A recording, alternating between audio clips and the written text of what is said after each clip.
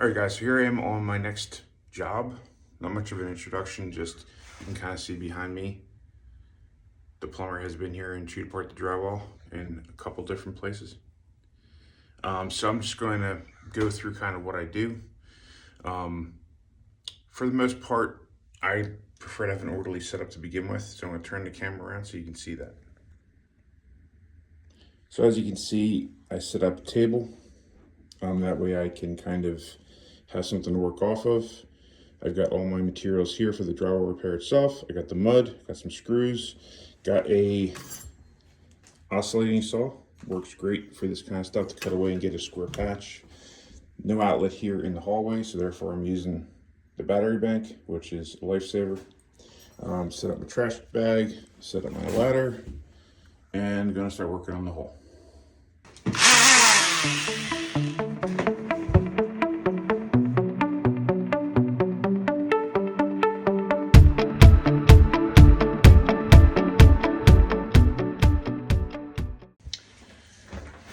So this is kind of where you start, and that is making sure that the hole is squared off and the edges are relatively clean. Now there's a bunch of screws left out there that have to be pulled because when I put the drywall up, I want to go up smooth. We're going to try and get it placed with a corner of the drywall, so we're going to cut the drywall so we have a flap, but that the surface paper is intact, and that way it'll be cleaner on the corner. There's quite a bit of structure there, as you can see, to attach to. So that's good. So I'm gonna finish getting screws out, things like that, and then I'm gonna measure up and cut the size. Another thing that I found useful for me, I'm gonna turn the camera around for a minute. So I'm marking where there are things that I don't want to put a screw into, but I'm also marking the things that I want to put a screw into, the structure that's here. You can kind of see it there too, and you can see where I've marked it there as well. And that literally is just so I know where things are. That way I don't cause a bigger mess by putting a nail or a screw through a water line or electric line. And I can see it now, so mark it now.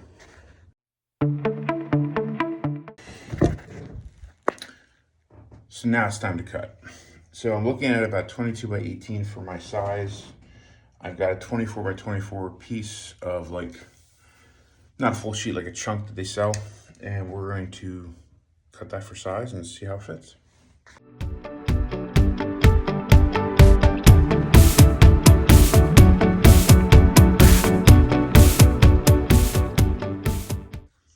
So I've got the cut 22 by 18, which is what I need for up there. But what I'm gonna do is,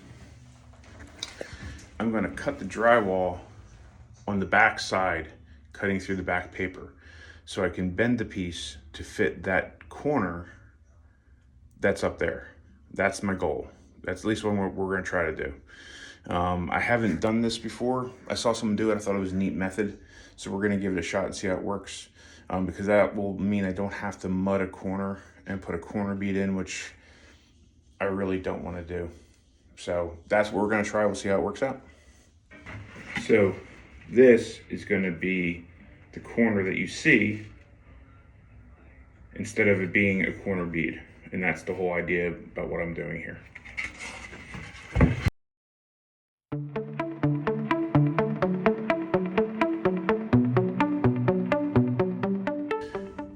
So after a little bit of fitting, a little bit of figuring out, I got it sitting pretty tight.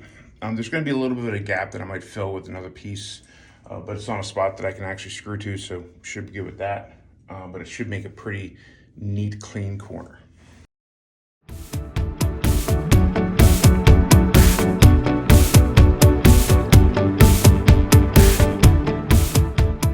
So that's what I'm trying to do with the corner now. I did not do it perfectly, not even close. But I think it's cleaner than if I was trying to do a corner bead, personally. My personal opinion. If you have a difference, let me know. So now I'm gonna mud and tape the seams and then fill in whatever spots I need to.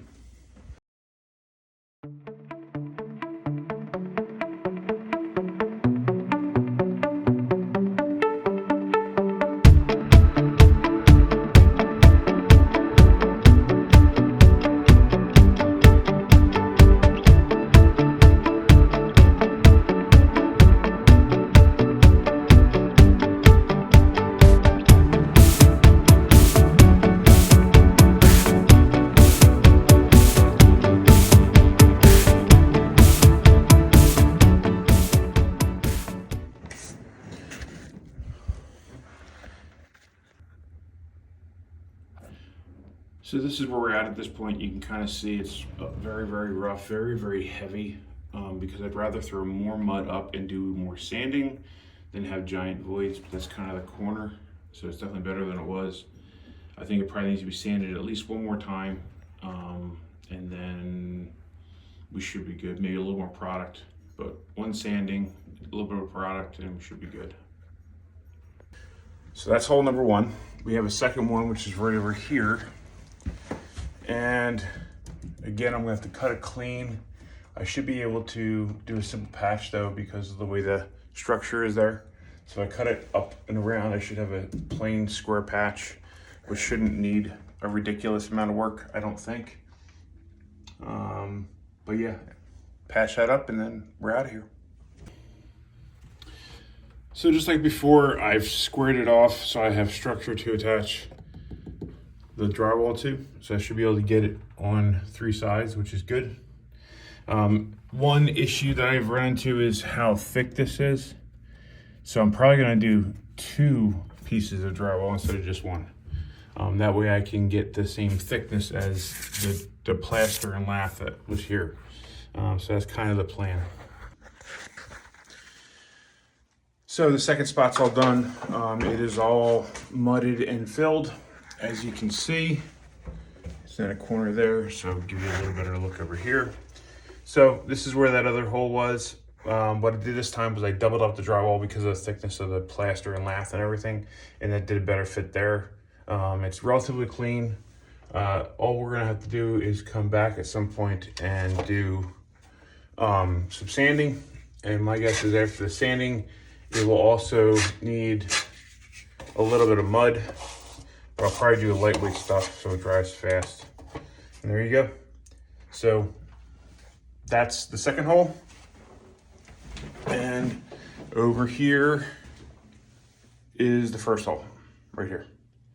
That's it. Hopefully some of the stuff I did helps.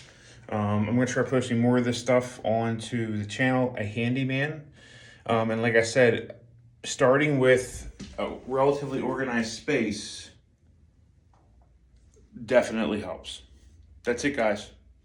Hope you're having a good day and make your day work for you.